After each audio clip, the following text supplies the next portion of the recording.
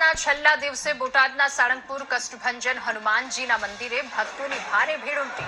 એક તરફ 31મી ઉજવણી માટે લોકો હોટેલ રિસોર્ટમાં પાર્ટીઓ કરે છે, ત્યારે બીજી બાજુ અનેક ભક્તોએ આધ્યાત્મિક રીતે સાળંગપુર ખાતે આવી હનુમાનજીના દર્શન કરી આ વર્ષને વિદાય આપવાનો માર્ગ પસંદ કર્યો છે। પરિવાર સાથે આવેલા ભક્તોએ સુખ સમૃદ્ધિ અને શાંતિ માટે દર્શન કર્યા, તેમજ આવનારું વર્ષ પણ સારું જાય તે માટે ભક્તોએ હનુમાન દાદાને પ્રાર્થના કરી હતી। આજે 31 છે, લોકો પાર્ટી કરવા જાય છે ને અમે આજે સારંગપુર દાદાના દર્શન કરવા આવ્યા છે। અમને બહુ સારું લાગે છે અને અમે જાણી જોઈને 31 દાદાના દર્શન કરવા આવ્યા છે। આવતા નવું વર્ષ અમારું ખૂબ સારું થાય એ માટે દાદાને પ્રાર્થના। આજે 31 ડિસેમ્બર છે। આપણી સંસ્કૃતિ એવું કહે છે કે આપણે આપણું જાળવી રાખવું જોઈએ, એટલે જ અમે આજે 31 ડિસેમ્બરે દાદાના દર્શન આવ્યા છીએ, દાદાના આશીર્વાદ લેવા માટે આવ્યા છીએ।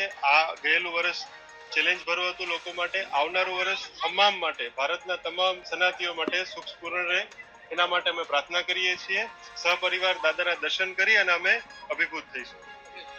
આજે સાલનો છેલ્લો દિવસ છે અને નવા વર્ષનો પહેલો દિવસ, એના માટે અમે સાળંગપુર દર્શને આવ્યા છીએ 31ના દિવસે અને બધા ભાવિ ભક્તોને આમંત્રણ આપીએ કે नवा वर्ष दिवसे दादा दर्शने आओ, दादा दर्शन करो और दर्शन नो लाभ लो।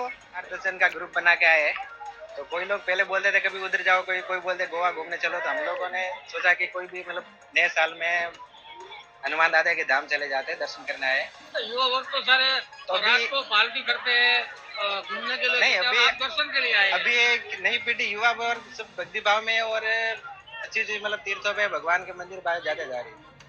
31 ડિસેમ્બર એ પશ્ચિમી પાશ્ચાત્ય સંસ્કૃતિ છે, પણ આજે હિન્દુ સમાજ જાગૃત થઈ ગયો છે, એટલા માટે હિન્દુ સંસ્કૃતિને ઉજાગર કરવા માટે આજે દેશ દુનિયાના લોકો આ વર્ષનો અંતિમ દિવસ ભગવાનના સાથે નિજ આનંદ માણી ભક્તિ સભર ઉજવવા માટે આજે હજારોની સંખ્યામાં અહીંયા સાળંગપુર ધામ દાદાના દર્શન કરી અને પોતાની ભક્તિ પ્રગટ કરવા માટે આવ્યા છે।